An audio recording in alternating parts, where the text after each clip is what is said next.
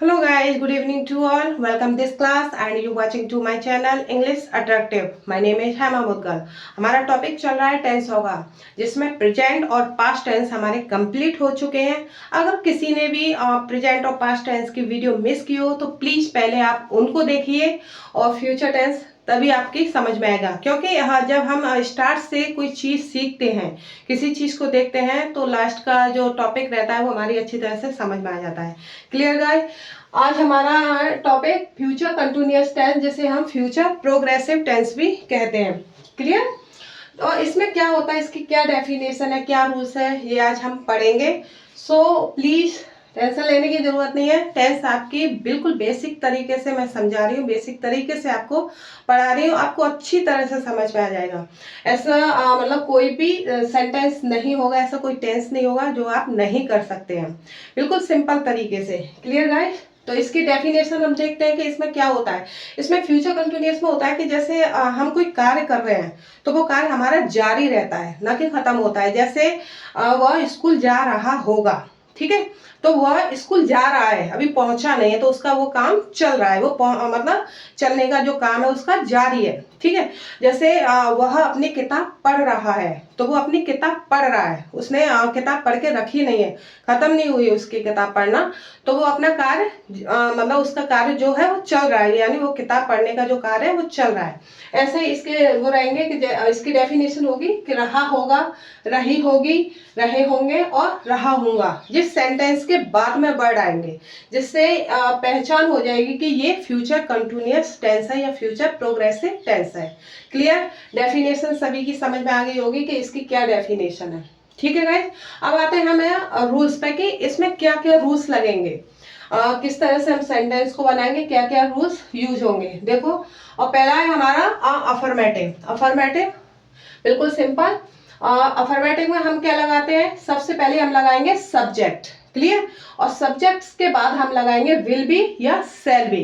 मैंने उसमें future indefinite में बताया था आपको, सिंपल फ्यूचर में, कि विल बी शैल बी कहाँ कैसे लगनी है। ठीक है। आई वी को छोड़ के विल बी सब में यूज करेंगे और आई वी के साथ हम शैल बी यूज करते हैं।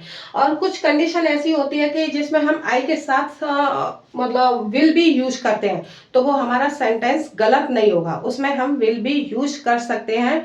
लेकिन देखना यह है कि कंडीशन क्या है सेंटेंस की। ठीक है। नहीं तो हम शैल बी यूज करते हैं तो हमारा सेंटेंस गलत नहीं होगा, आई वी में ही यूज करते हैं।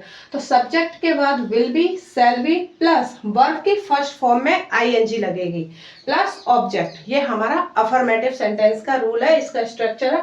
अब देखते हैं कि नेगेटिव में क्या होता है। नेगेटिव में हमारा subject, will, shall plus not. इसमें क्या होता है, जो हमारी शैल बी और विल बी है इसके बीच में नॉट आएगी। नेगेटिव अगर सेंटेंस आता है, जैसे सेंटेंस के बीच में नहीं शब्द आता है, तो उसमें हम नॉट का लगाएंगे। तो पहले हम सब्जेक्ट, फिर विल, शैल, फिर नॉट, फिर बी, वर्ब की first form plus object. Clear? कि नॉट कहाँ लगनी है, शैल बी के बीच में और विल बी के बीच में। क्लियर? अब आता है इंट्रोगेटिव। इंट्रोगेटिव में क्या होता है कि सब्जेक्ट से पहले क्या वर्ड आता है, क्या शब्द आता है, और उसके बाद हम सब्जेक्ट लगाएंगे। अब क्या शब्द आता है तो उसकी जगह पर हम हेल्पिंग वर्ब यूज करेंगे।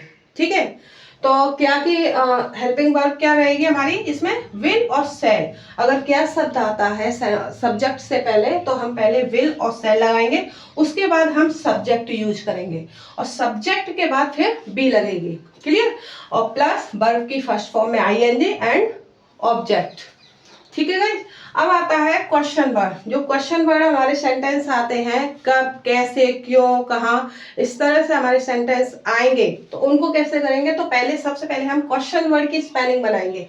Question word plus helping verb will, shall plus subject plus be plus verb की फर्स्ट फॉर्म और plus object plus question sign. Clear guys? Rule, structure, ये सब अच्छी तरह से आपकी समझ में आ गया होगा। अब हम करते हैं एग्जाम्पल। एग्जाम्पल से हमारी और अच्छी तरह से समझ में आ जाएगा कि किस तरह से हमें कहाँ पर कौन सा रूल्स लगाना है, कौन से हेल्पिंग वर्ब कहाँ लगानी है। क्लियर? तो हम पहला देखते हैं अफर्मेटिव का। अफर्मेटिव में क्या है, बिल्कुल सिंपल, वह लड़का फुटबॉल से खेल रहा होगा। रहा होगा, ये आ गया हमारा रहा होगा।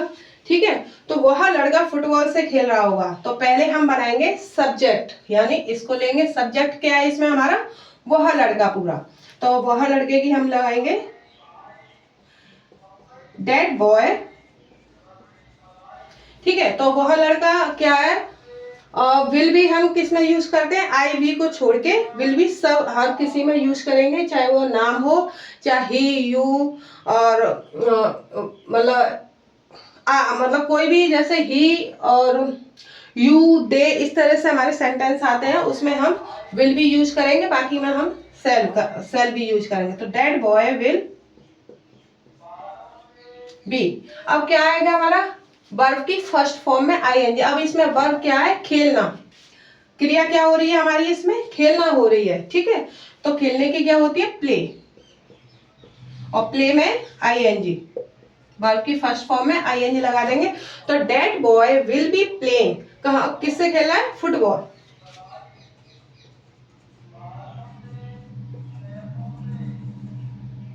ठीक है गाइस, वह लड़का फुटबॉल से खेल रहा होगा। तो that boy will be playing football. Clear. अगला सेंटेंस देखिए,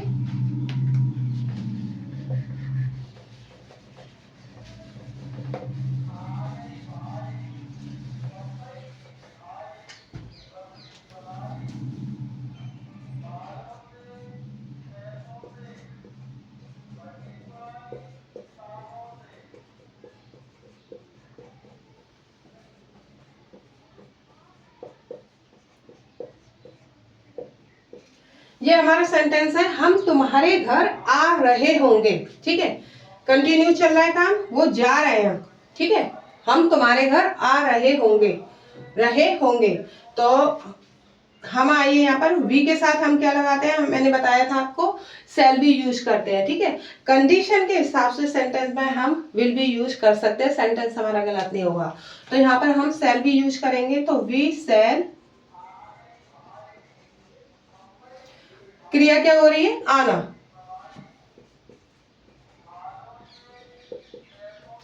वी शैल कमिंग, किसके घर, तुम्हारे घर, कमिंग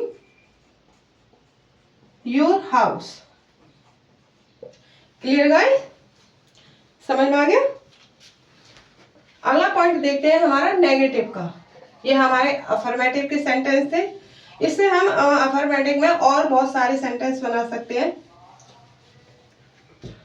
अब आते हैं हमारा नेगेटिव। नेगेटिव में क्या होता है कि सेंटेंस के बीच में नहीं शब्द आएगा। ठीक है, उसे किस तरह से बनाएंगे, जैसे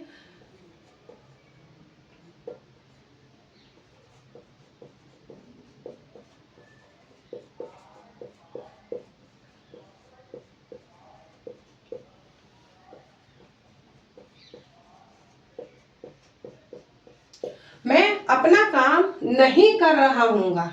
ठीक है, नहीं, ये हमारा सेंटेंस में नेगेटिव पॉइंट आ गया, नहीं शब्द आ गया। ठीक है, नहीं कर रहा हूँगा, ये आ गया हमारा। तो आई सेल, मैंने बताया था कि नेगेटिव में क्या होता है, या विल या सेल के बाद हम नॉट लगा देंगे। ठीक है, सेल बी और विल नॉट बी के बीच में नॉट लगाएंगे। तो आई सेल नॉट बी। अब क्या नहीं कर रहा है, काम, डूइंग, अपना काम, माई वर्क।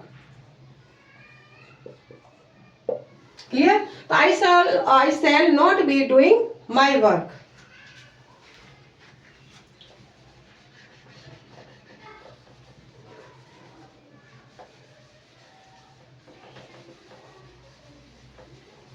अब आता है हमारा इंट्रोगेटिव। इंट्रोगेटिव में क्या होता है, जिसमें सब्जेक्ट से पहले क्या शब्द आता है।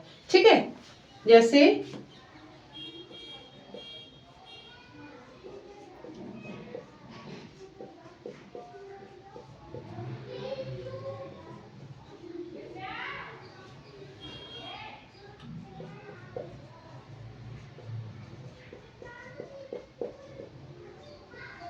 यह है हमारा कि क्या तुम आज स्कूल जा रहे होंगे।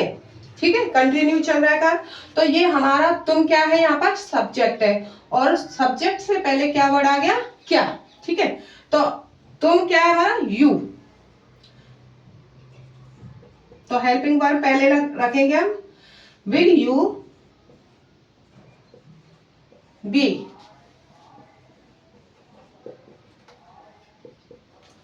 गोइंग टू स्कूल, कब, आज, टुडे। Clear guys? अगर इसमें इंट्रोगेटिव में नेगेटिव पॉइंट आ जाए, इंट्रोगेटिव में नेगेटिव सेंटेंस आ जाए, तो उसे कैसे करेंगे? तो सब्जेक्ट से पहले हम विल से लगाते हैं, फिर सब्जेक्ट लगाते हैं, तो सब्जेक्ट के बाद यहाँ पर हमारी नॉट लग जाएगी, यानी बी से पहले नॉट लगा देंगे, सब्जेक्ट से, सब्जेक्ट के बाद में और बी से पहले नॉट लग जाएगी। सेंटेंस देखिए एग्जाम्पल,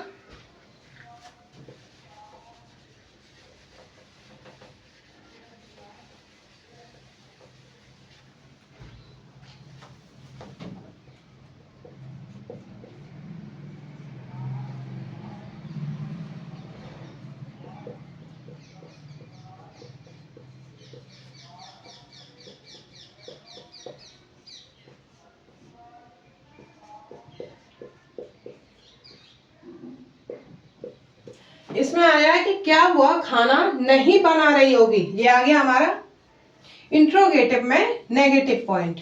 ठीक है, तो इसे किस तरह से करेंगे? तो विल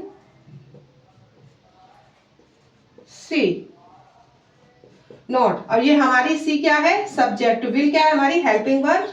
तो सब्जेक्ट के बाद हमने नॉट लगाया है, यहाँ पे ये लिखा है स्ट्रक्चर में, देखिए कि सब्जेक्ट के बाद नॉट और बी से पहले। क्लियर? तो will see not be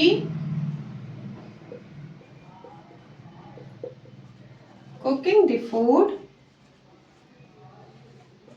cooking the food. Clear? समझ में आ गया?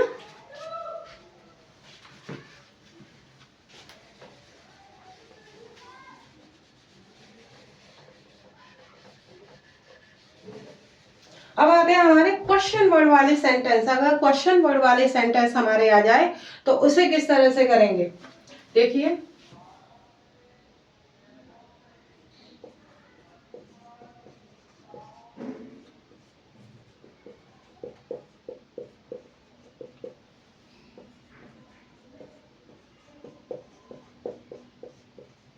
वह स्कूल क्यों जा रहा होगा। क्वेश्चन वर्ड हमारा इसमें क्या है? क्यों। ठीक है, वह स्कूल क्यों जा रहा होगा। तो सबसे पहले हम क्या बनाते हैं? क्वेश्चन वर्ड की स्पेलिंग बनाएंगे, क्वेश्चन वर्ड की अंग्रेजी बनाएंगे, उसके बाद हम हेल्पिंग वर्ब बनाएंगे, फिर सब्जेक्ट। क्वेश्चन वर्ड की स्पेलिंग क्या है इसमें? क्यों, वाई विल ही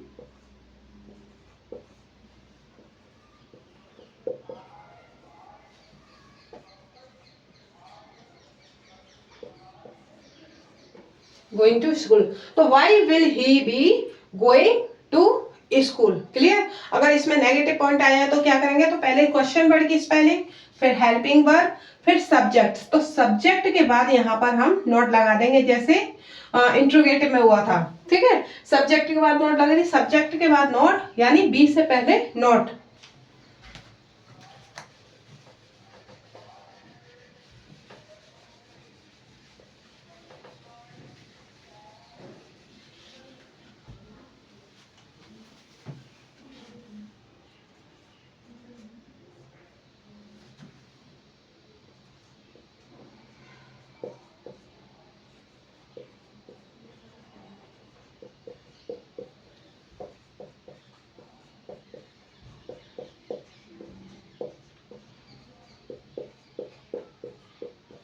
ये आ गया हमारा कि तुम अपने घर क्यों।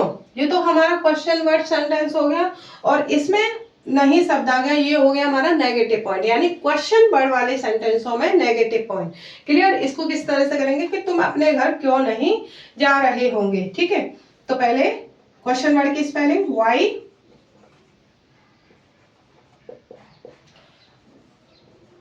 Will you not be. Subject क्या है इसमें हमारा? तुम। तो तुम की स्पेलिंग क्या होती है? You.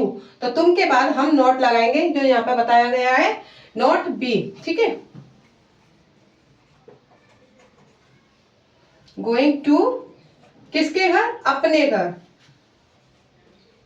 Your house. Clear guys? समझ में आ गया? ठीक है, फ्यूचर कंटिन्यूअस टेंस में जो कार्य हमारा चल रहा होता है, चल रहा है, जो कंटिन्यू रहता है हमारा काम, कार्य जो समय पर हमारा जो कार्य चल रहा होगा उसे हम फ्यूचर कंटिन्यूअस या फ्यूचर प्रोग्रेसिव टेंस कहते हैं। क्लियर?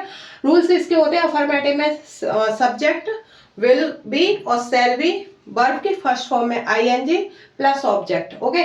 नेगेटिव में हमारा होता है कि सब्जेक्ट के बाद हेल्पिंग वर्ब, विल बी और शैल बी के बीच में नॉट आएगा। ठीक है, will shall plus not be.